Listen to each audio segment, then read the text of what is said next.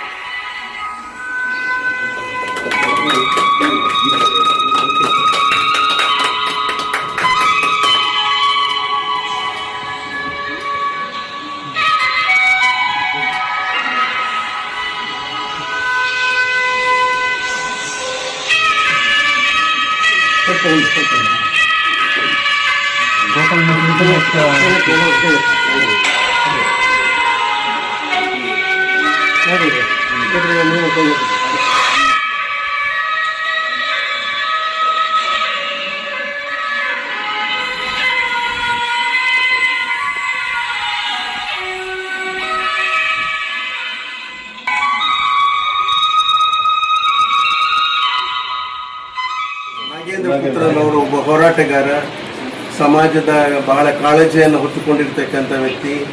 ಯಾವತ್ತೂ ಕೂಡ ತುಳಿತಕ್ಕೆ ಒಳಗಾಗಿರ್ತಕ್ಕಂಥ ಸಮಾಜದ ಧ್ವನಿಯಾಗಿ ಅವರು ಬಹಳಷ್ಟು ಕೆಲಸಗಳನ್ನು ಇತ್ತೀಚೆಗೆ ಮಾಡ್ಕೊಂಡು ಬರ್ತಾ ಇದ್ದಾರೆ.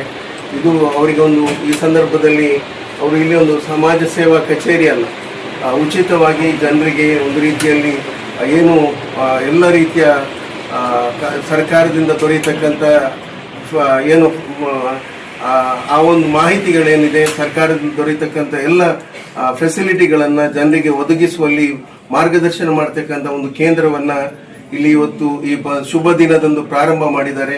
ಅದು ಕೂಡ ಗೋಪೂಜೆಯನ್ನು ನಡೆಸುವುದರ ಮೂಲಕ, ಪವಿತ್ರವಾಗಿರ್ತಕ್ಕಂಥ ದಿನವನ್ನು ಗೌರವಿಸುವುದರ ಮೂಲಕ ಈ ಕೆಲಸವನ್ನು ಇವತ್ತು ಮಾಡಿದ್ದಾರೆ. ಇವತ್ತು ಅವರಿಗೆ ದೇವರು ಯಶಸ್ಸನ್ನು ಕರುಣಿಸಲಿ. ಮುಂದಿನ ದಿನಗಳಲ್ಲಿ ಇನ್ನಷ್ಟು ಅವರು ಸಮಾಜ ಸೇವೆಯಲ್ಲಿ ಶಕ್ತಿ ಕೊಡ್ತಕ್ಕಂಥ ಕೆಲಸವನ್ನು ಅವರು ಮಾಡಲಿ. ಕರಾವಳಿ ಭಾಗ ಒಂದು ಮೀನುಗಾರರ, ಮುರ್ಜದಾರರ, ಕೃಷಿ ಕಾರ್ಮಿಕರ, ಬಡವರ, ಯುವಕರ, ಮಹಿಳೆಯರನ್ನ ಹೊಂದಿಕೊಂಡಿರ್ತಕ್ಕಂಥ ಭಾಗ. ಈ ಭಾಗದ ಒಂದು ಧ್ವನಿ ಆಗಲಿ ಅವರು. ಮಾತ್ರವಲ್ಲ, ಆ ಮೂಲಕ ಸಮಾಜಕ್ಕೆ ಒಂದು ಶಕ್ತಿಯಾಗಿ ಮುಂದೆ ಬರಲಿ. ಮಾತ್ರವಲ್ಲ, ನಮ್ಮ ಕಾಂಗ್ರೆಸ್ ಪಕ್ಷಕ್ಕೂ ಕೂಡ ಒಂದು ಆಸೆ ಆಗಲಿ. ಅದೇ ವಿಶೇಷವಾಗಿ ನಮ್ಮ ದಿನೇಶ್ ಹೆಗಡೆ ಅವರು ಜನಸಾಮಾನ್ಯರ ಜೊತೆಯಲ್ಲಿ ಕೆರೆತಕ್ಕಂಥ ಕೆಲಸವನ್ನು ಅವರು ಮಾಡ್ತಾರೆ.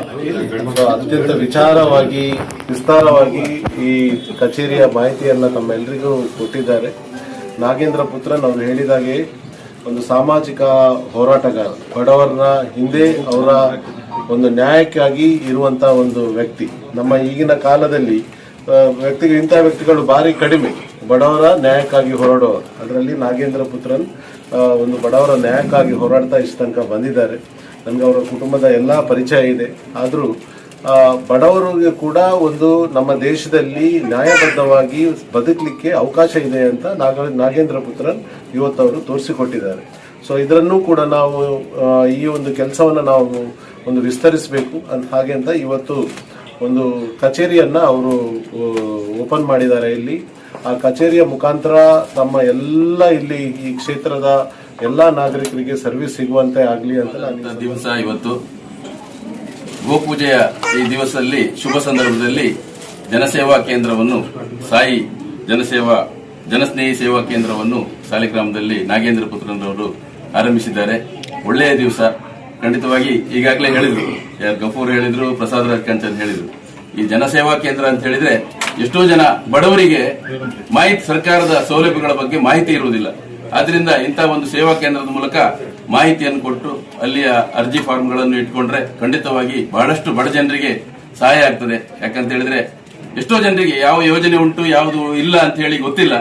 ಆ ಯೋಜನೆಗಳ ಬಗ್ಗೆ ಮಾಹಿತಿಯನ್ನು ಕೊಡುವಂತ ಒಂದು ಕಾರ್ಯಕ್ರಮವನ್ನು ಈ ಜನಸ್ನೇಹಿ ಕೇಂದ್ರ ಮಾಡಬೇಕು ಅಂತ ಹೇಳಿ ಈ ಸಂದರ್ಭದಲ್ಲಿ ತಿಳಿಸ್ತಾ, ಈ ಒಂದು ದೀಪಾವಳಿಯ ಈ ಶುಭ ಸಂದರ್ಭದಲ್ಲಿ ಈಗಾಗಲೇ ನಮ್ಮ ಗಫೂರ್ ಸಾಹೇಬರು ನಮ್ಮ ಕರಾವಳಿ ಅಭಿವೃದ್ಧಿ ಪ್ರಾಧಿಕಾರದ ಅಧ್ಯಕ್ಷರಾಗಿ ಆಯ್ಕೆಗೊಂಡಿದ್ದಾರೆ, ನೇಮಕಗೊಂಡಿದ್ದಾರೆ.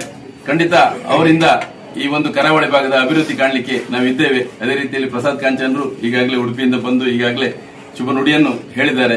ಅದರ ಜೊತೆಯಲ್ಲಿ ನಮ್ಮ ಬಂಗೇರ್ ಇದ್ದಾರೆ, ಸತೀಶ್ ಅಣ್ಣ ಇದ್ದಾರೆ, ಹಾಗೆ ಕೃಷ್ಣ ಪೂಜಾರಿ ಅವರು, ಹಾಗೆ ಎಲ್ಲರೂ ವೇದಿಕೆಯಲ್ಲಿದ್ದಾರೆ. ಖಂಡಿತವಾಗಿ ಈ ಒಂದು ಸಂದರ್ಭದಲ್ಲಿ ವಿಶೇಷವಾದ ದಿನದಲ್ಲಿ ಈ ಒಂದು ಯೋಜನೆಯನ್ನು ಪ್ರಾರಂಭಗೊಳಿಸಿದ್ದಾರೆ ನಮ್ಮ ನಾಗೇಂದ್ರ ಪುತ್ರನರು.